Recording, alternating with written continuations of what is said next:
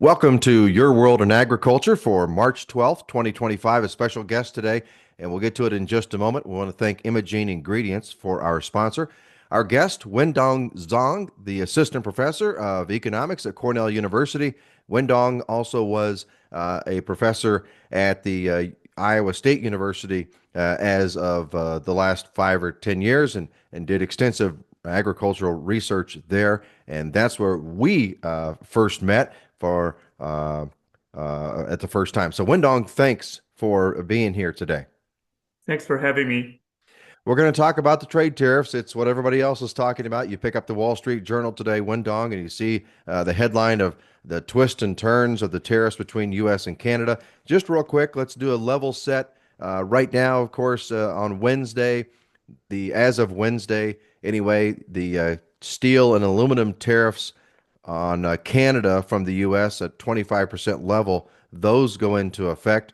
We're also hearing that Canada or the European Union has imposed retaliatory tariffs on U.S. industrial and farm products, which include soybeans, beef, and poultry. You also have the Canada considering non-tariff retaliation. That news is also coming out on Wednesday. Canada would put export duties on its own oil supply, which again would impact U.S. Oil supply. Also, Canada is considering imposing tariffs on U.S. ethanol. The list of tariffs on Canada right now: 25% on goods that do not satisfy the USMCA rules trade pact, 10% tariff on energy products outside of the USMCA preference, and there may be an update on that. 10% tariff on potash from Canada and Mexico that falls outside of USMCA preference, and then 20% on goods from China and Hong Kong. And those are all U.S. tariffs on those countries. Now, another side note, maybe you saw this, Wendong, but this morning, the Wall Street Journal is reporting that U.S. and Canadian trade officials will meet Thursday to discuss a renewal of the U.S.-Mexico-Canada trade pact ahead of President Trump's April 2nd deadline to implement reciprocal tariffs on trade partners. Mhm. So again, this is like chasing rabbits around your pasture, trying to keep track of the latest and greatest news of trade tariffs. I'm not sure if it's greatest, but the fact is there could be long-term effects, short-term and long-term effects on this whole trade topic. What's your perspective of these trade tariffs from the ones we just talked about and the ones that might happen going forward? Yep. Thanks, Mike. As you mentioned, if you're looking at all the retaliation from the trading partners, you can notice that the farm products, the agricultural and food products, and you didn't mention Chinese retaliation that also included many agricultural products, including soybeans and pork and others as well. So first, that the farm products are often on the top of the list of the retaliation, and these trade wars also have real consequences. And later, I think you will show us the map. If you think about before the US-China trade war in 2018, 2019, China was the number one trading partner. And if we are thinking about the rank now, China is only number three for U.S. agricultural export destination. Still very important, but reflects the real trade share loss that the acceleration of the Chinese diversification efforts to stay away from U.S. agricultural products if possible. And the retaliation on agricultural products is also because we can produce large quantity more cheaply for many agricultural products, and that's what EU and Canada and many Japan before often retaliate on. And I do want to emphasize, if you're looking at the general economy, another consensus is that because the size of the U.S. economy, our research shows it is also indeed true that the U.S. economy will suffer a smaller loss in percentage terms. So through retaliation, this is a political gesture.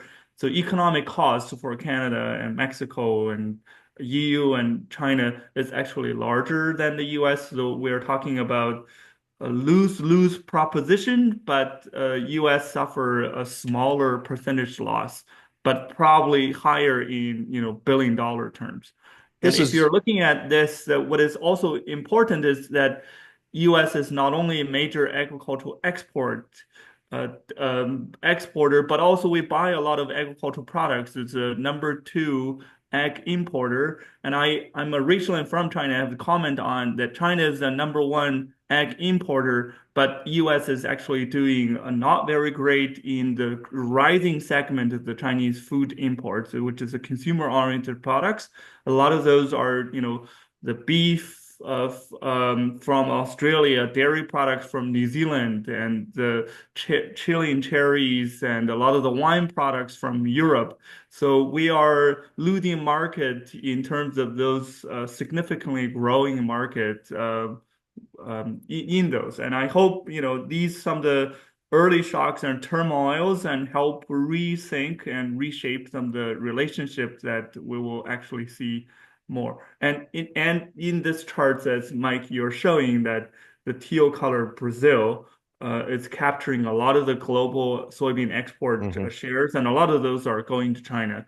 And if you don't already know, the Brazil is also increasingly important in the corn export market as well because they're developing the second season corn as well. And as we look at this chart, a lot of folks are talking about right now, China, with the tariffs going back and forth, China might not be buying a lot of soybeans, but this is actually the time of the year when they don't buy a lot of soybeans from the U.S.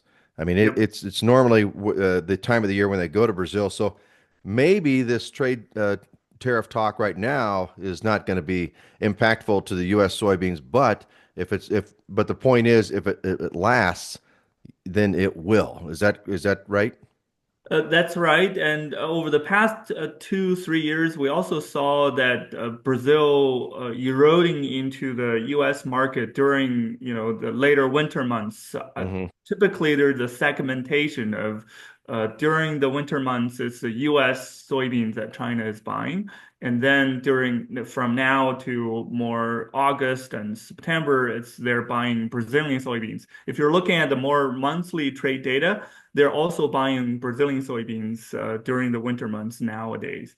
So there is a growing efforts there. There's also more Chinese investment on Brazilian infrastructure, which help reduce the total trade cost for Brazilian soybeans as well. Now, you're an economist. I want to get your feel about this, your opinion. Can you explain the theory that tariffs increase the U.S. dollar, which in turn makes U.S. commodities more expensive on the global market? And then, of course, you have the other layer of this is Yep. President Trump says, well, we want to use the trade tariffs, and then that'll make us money. And then when we give tax cuts to the U.S. citizens, then that'll help us pay for what we're going to lose in the tax cuts. But if the tariffs cause higher consumer prices, then consumers are having to pay more for their goods. Where's the savings there? So, kind of two-part question. Right. Well, thanks for the loaded question, Mike. So first, you're true that the tariffs. So if you think about that, before all these tariffs, you're in a more tranquil world. Now you're in a way more uncertain world. That business and consumers don't know what will happen even on a daily basis.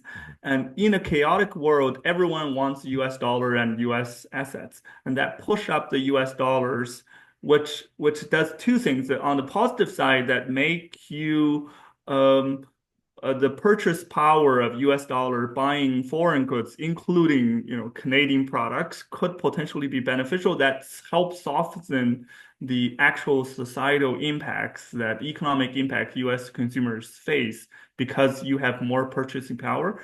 But at the same time, this is contradictory to what the president wants to achieve in terms of boosting export, because you have a more expensive products that other countries have to buy. Um, it is also true that I think that if you're thinking about the generated revenues, that a lot of the economic research have shown that the bulk of those will be paid by the U.S. importers, which are likely and significant portion will be passed on to consumers. So to the extent those revenues are generated, in a way, they are collected through U.S. consumers or U.S. general public. And so then it, giving out through the tax cuts is sort of just a redistribution exercise. It's not necessarily a significant net revenue generation. Hmm. Well, I've made my life living by being a balanced reporter. So I want to go to the other side of this issue. Canada has a long list of items that they already tariff as far as U.S. products going into Canada, and this was even before this trade war, a trade tariff war, so to speak. So what is the uproar here with all of a sudden U.S. wanting and President Trump wanting to level the trading tariff uh, the field, so to speak? I think that, in a case of US and Canada, the shock came that because we have NAFTA and USMCA, so a Hmm. lot of the business are structured in an overall low tariff, in many sectors, near zero tariff environment. So this is not only trading of final goods, but also inputs as well. So now, if there are significant trade war because of the geopolitical forces, and most countries, as we can see now, will retaliate, and the tendency for U.S. is to further retaliate, and this cause massive havocs in terms of the uncertainty that we don't know where and how long, how durable, and which products will be impacted. And actually, I think a lot of those back and forth negotiation and exemptions probably adds more uncertainty because it's probably even worse in a sense of generating uncertainty than a one-shot game of rolling out a list of the specific products. Those will be the tariffs. These are the products that are receiving higher tariffs, and all the other products are not affected. Then the business probably will adjust more to that. But in a Canadian sense, I think this will fundamentally affects whether they think about how to organize the production output, and also this create a lot of uncertainty in a sense that in the reaction of U.S.-China trade war last time, a lot of the business moved back the manufacturing into Mexico, right? Now, this is the new round of this seems to make these efforts foolish, right? So, and this caused a lot of significant I think the uncertainty is probably more damning than the actual price hikes, especially now. Many of the importers probably anticipated some sort of import Hmm. the price hikes, so they have preempted through more purchases before the even early February, for example. Yeah, a lot of So I front think loading. the uncertainty is really the key issue here. Right. Where do you, so this is the so what segment, Wendong. Yeah. What should farmers be learning or thinking about this or, getting from all of this, of what's going on? I'm hearing that they should prepare for rapid changes in prices. That's one thing they should probably prepare for going forward. But, what else should the U.S. farmers be thinking about here going forward? Sure. So I think there are potentially three things. One is that thinking about what is your cost of production, what sort of the marketing tools that you can use to leverage the futures contracts, to make sure that to better shield you from potential price impacts. Because I think as you can see that retaliation are often on agricultural product.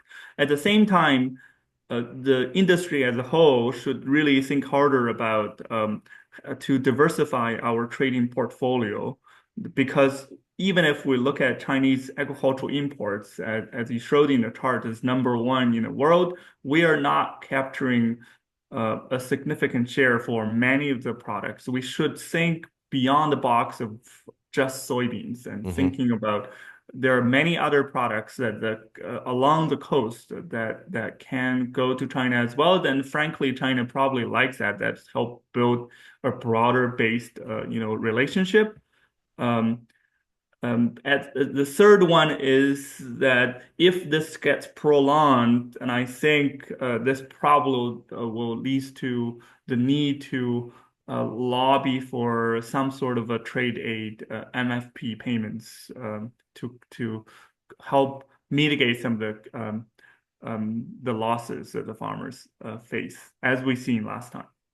And maybe the USMCA renegotiation of that trade pact will calm some of the waters, you think? Yes, I do think, but as I mentioned, because the overall tariffs between US, Canada, and Mexico Mhm. are already fairly low.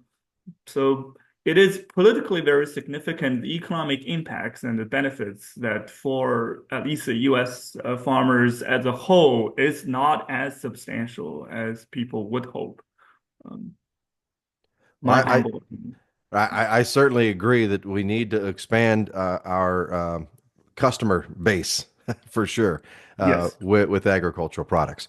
Wendong Zhang, Assistant Professor of Economics at Cornell University. And Wendong, how can folks get a hold of you if they want?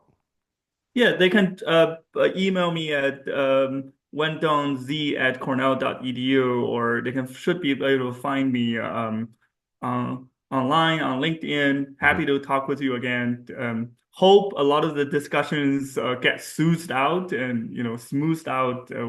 We don't necessarily have to experience the real losses. Right. And folks, I'll put the contact information for Wendong in the description of this video. So again, Wendong Zhang, thank you very much for your time today. Thank you, Mike.